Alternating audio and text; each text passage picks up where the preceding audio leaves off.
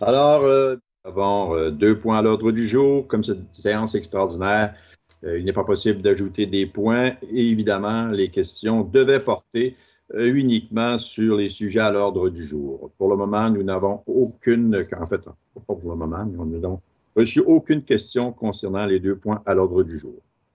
Donc, nous allons procéder à l'ouverture de la séance. On a quorum.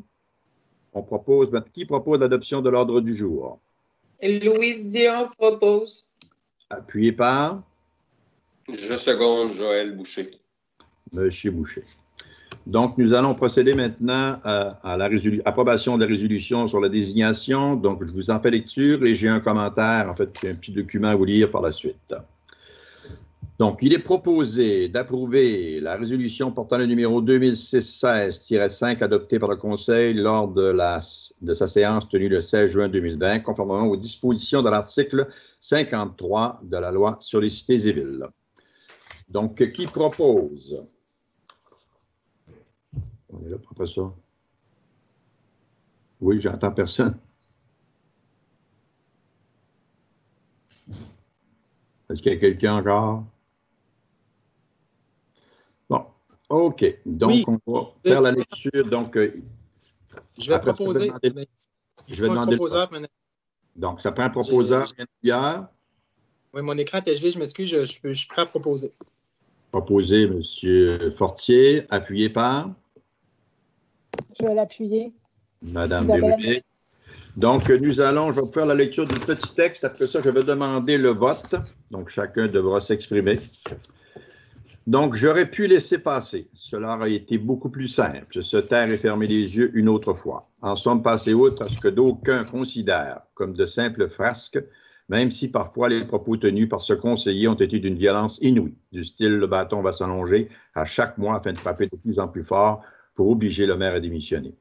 Dans tout milieu de travail digne de ce nom, de telles menaces, car il s'agit bien de cela, auraient donné lieu à des sanctions. Mais il semble qu'en politique, tous les coups soient permis.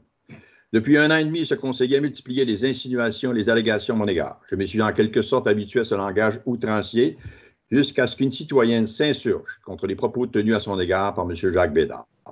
J'ai alors compris que les agissements et les comportements de ce conseiller étaient tout simplement inacceptables et répréhensibles. Lors de la séance du conseil municipal du 16 juin dernier, M. Bédard et Mme Cossette ont été désignés pour participer au groupe de travail sur la relance de l'après-COVID-19. En vertu de l'article 53 de la loi sur les cités et villes, les règlements et résolutions adoptés par le Conseil ainsi que les obligations et contrats qu'il a approuvés sont présentés au maire par le greffier dans les 96 heures qui suivent leur adoption ou leur approbation. Si dans ce délai, le maire avise le greffier qu'il ne les approuve pas, celui-ci les soumet de nouveau au Conseil à la séance suivante pour qu'il les considère d'urgence et en priorité. Si la majorité absolue des membres du Conseil approuve de nouveau tel règlement, résolution, obligation, contrat, le maire est tenu de les signer et approuver. Et s'il refuse, ces règlements, résolutions, obligations ou contrats sont légaux et valides comme s'il les avait signés et approuvés. J'ai approuvé le procès-verbal de la séance du 16 juin dernier à l'exclusion du point 6.2.2 de l'ordre du jour portant sur la désignation de M. Bédard et Mme Cossette pour participer au groupe de travail sur la relance de l'après-COVID-19. À mon âme et conscience, je ne pouvais tout simplement pas donner mon aval à cette décision du conseil municipal, compte tenu de l'impéritie dont a su faire preuve jusqu'ici M. Bédard dans l'exercice de ses fonctions. En conséquence, je demande aux conseillers municipaux de voter contre la résolution du 16 juin dernier et de nommer à la séance du 7 juillet prochain une autre personne en lieu et place de M. Bédard. À défaut de quoi, je considérais que vous cautionnez les agissements de ce conseiller, non seulement envers moi, mais envers un peu tout le monde, comme en fait foi la citoyenne mentionnée précédemment. Donc, on en est là. Donc, vous pouvez vous exprimer et, bien sûr, on va procéder au vote par la suite. Je vous écoute. Est-ce qu'il y a quelqu'un qui est prêt à voter ou vous voulez faire des commentaires? OK. Donc, on va procéder au vote. C'est Marie-Lou Allary. Allez-y, Mme Allary. Oui. Écoutez, M. Murray, vous nous lancez ça ce soir sans avertissement.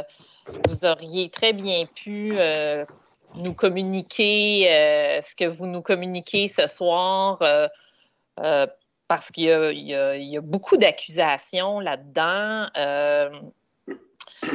Et je trouve que c'est relativement grave, tout ce que vous amenez. Et surtout, le fait de dire que, bon, si nous, on vote en faveur d'une résolution, on cautionne les agissements. Écoutez, premièrement, à ma connaissance, M. Bédard a été reconnu coupable d'aucune accusation. Je ne sais pas si vous avez porté plainte, mais moi, ce que je sais, c'est qu'il n'y a aucune décision de aucun tribunal, que ce soit la commission municipale ou un jugement contre monsieur. Alors, je suis très mal à l'aise que ce soir, on m'informe que si je vote en faveur d'une résolution, je cautionne des ajustements qui seraient inacceptables. Alors, je trouve qu'il se dit beaucoup de choses ce soir qui sont... Ben, c'est ça, je ne vais pas me répéter, mais je trouve ça grave, ce que vous avancez. Et je suis très mal à l'aise là, d'être informée comme ça, là, séance tenante de tout ça. Je ne sais pas à qui vous faites référence aussi quand vous parlez d'une citoyenne. Là, vous ne l'avez pas précisé. Donc, voilà, je pense qu'il y a des instances à qui on doit s'adresser si on pense qu'on subit des préjudices. Et là, moi, ce que je constate, c'est que M. Bédard n'a jamais été reconnu coupable là, de faits là, répréhensibles. Alors, je m'excuse, mais là, j'ai l'impression qu'on fait un procès public à M. Bédard, mais je ne pense pas que c'est notre travail. Merci, Mme Valérie. D'autres commentaires, d'autres interventions? Étant donné que j'ai été interpellé, j'espère que je peux avoir mon petit laïus. Vous avez le droit de le dire, M. Bédard. Alors, moi, je n'ai pas préparé de texte parce que moi non plus, je ne m'attendais pas à ce que votre sortie puis de telles accusations. Ce que j'ai envie de vous dire, M. le maire, là, c'est que si depuis janvier 2018 et même avant, parce que je vous écrivais et je vous faisais part, même quand j'étais dans votre parti, par écrit de vos manques de jugement et que vous prêtiez flanc ou en tout cas vous mettiez les membres de votre équipe à risque de critiques inutiles. Ça, vous le savez, puis je les ai encore, ces écrits-là, je pourrais les partager. Depuis janvier 2018, moi, là, ce que je fais, puis probablement de façon assez amère, j'en conviens, on n'est pas toujours dans nos meilleures journées, puis il y a des journées que j'ai la mèche un peu plus courte, je l'avoue, mais ceci dit, je me suis contraint, non, je me suis pas organisé, mais bref, pardonnez, là, je cherche le terme plus précis pour dire que, dans le fond, je me suis astreint à commenter vos manques de préparation pour les séances du Conseil. On en a encore eu une belle preuve au dernier Conseil. Quand vous nous présentez une pétition, puis vous n'avez même pas été capable de vérifier si l'ensemble était complet, puis qu'il y avait toute l'information pour les membres du Conseil, ce n'est pas la première fois qu'on vous le dit, ça. Puis ça, là, c'est des choses qui font en sorte qu'à un moment donné, la moutarde nous monte au nez.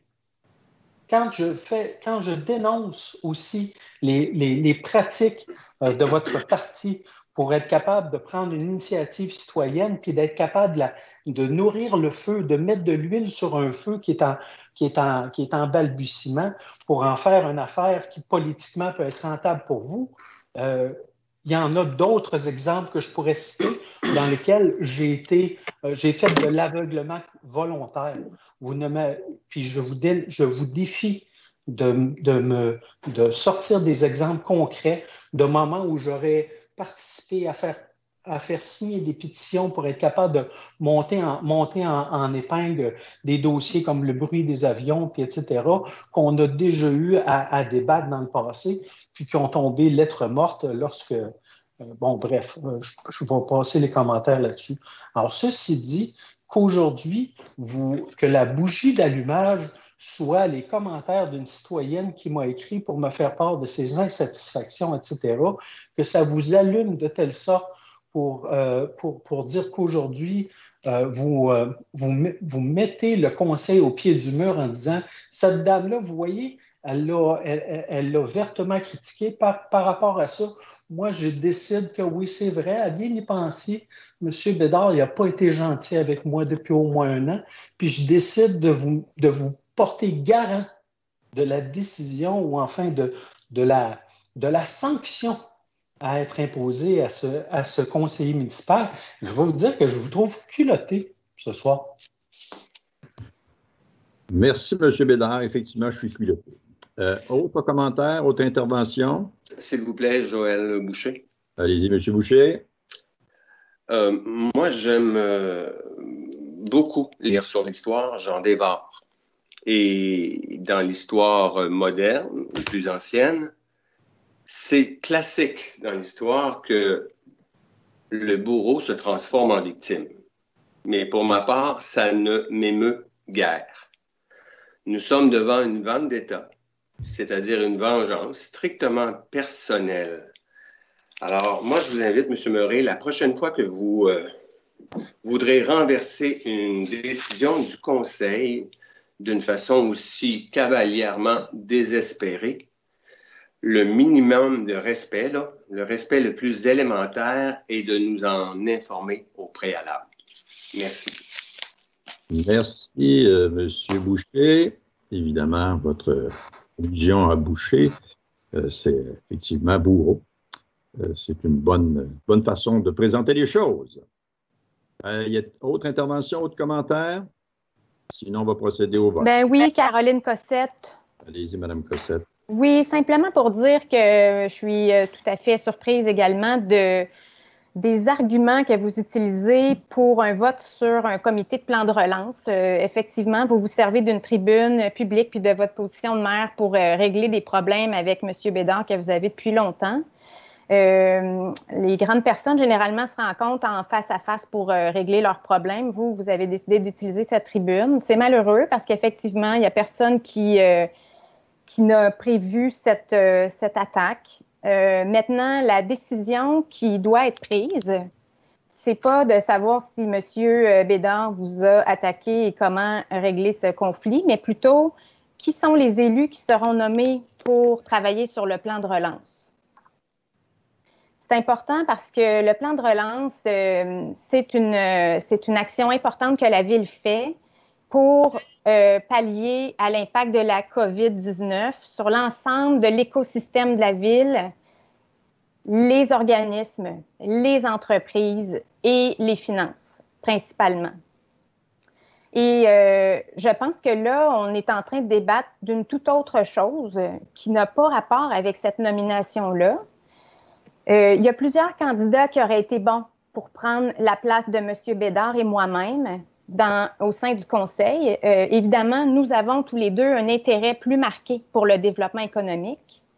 Et M. Bédard s'est toujours montré très compétent sur le sujet, très connaissant, très informé puis bien connecté avec les entreprises, entre autres, et la réalité de plusieurs organisations sur le terrain. Donc, moi, au niveau de la compétence de M. Bédard, je n'ai pas de problème à le nommer sur ce comité. C'est ça le vote aujourd'hui. Vous tentez de nous convaincre qu'on vote autre chose alors qu'on vote une nomination sur un comité. Alors moi, M. Murray, je vais maintenir ma position. C'est terminé. Merci, Mme Cossette. Autre intervention? Je peux intervenir, M. le maire? Allez-y. Isabelle Bérubé. Monsieur le maire, je m'adresse à l'ensemble des membres du conseil puis aux gens qui nous écoutent. Je ne voudrais pas qu'on croie que je cautionne les propos de M. Bédard au dernier conseil municipal. Pour moi, c'était tout à fait indigne d'une position d'élu municipal. Et même, j'irais jusqu'à dire que je serais prête à déposer une motion de blâme là, au prochain conseil s'il y a lieu. On pourrait travailler sur une proposition. Je n'ai pas l'intention de revenir sur la décision que j'ai prise au dernier conseil, c'est-à-dire il n'y a pas eu de vote sur la nomination de M. Bédard au sein de ce comité-là. Pour moi, je distingue très bien les deux. Alors, Je ne reviendrai pas sur ma décision. Il s'agit de deux choses tout à fait distinctes pour moi, mais ça ne fait pas de moi quelqu'un qui cautionne les propos qui ont été tenus par M. Bédard. Merci, Mme Bérubé. Une intervention? Oui. Donc, on va procéder. Oui, M. Fortier. Oui, moi aussi, j'ai trouvé particulier les propos de mon collègue Jacques Bédard au dernier conseil. C'était une série de procès d'intention, pratiquement un appel au complot. Et les citoyens, il y a une intelligence collective au Québec, une intelligence collective à Saint-Bruno assez marquée. Puis quand les citoyens s'organisent comme ça, c'est pas un crime qui est des élus, parce que c'était un peu la critique qu'on faisait, qui appuient des initiatives auxquelles ils croient aussi.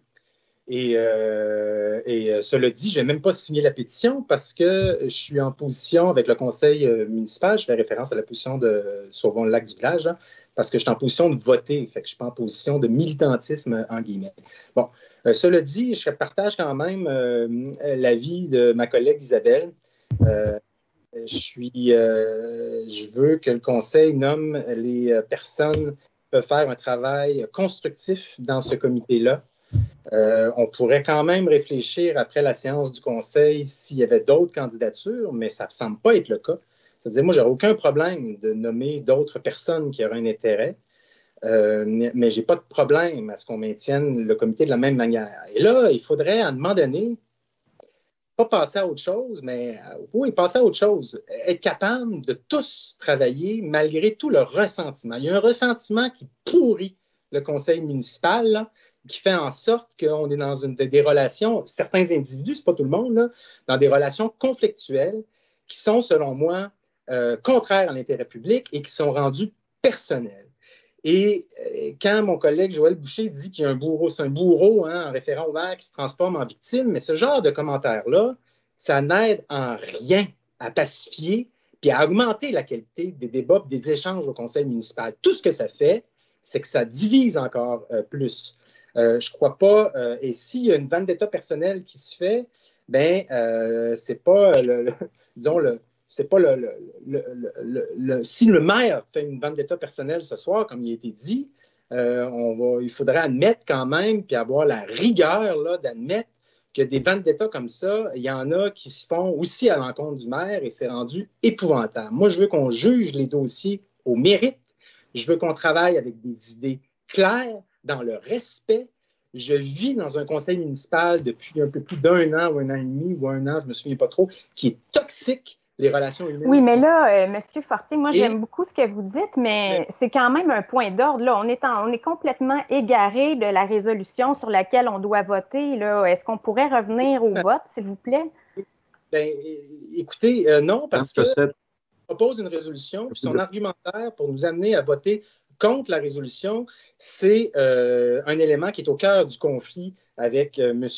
Bédard. Et je vais terminer comme ça, Caroline, en disant que il faudrait que tout le monde se regarde. Là. Moi, compris, tout le monde.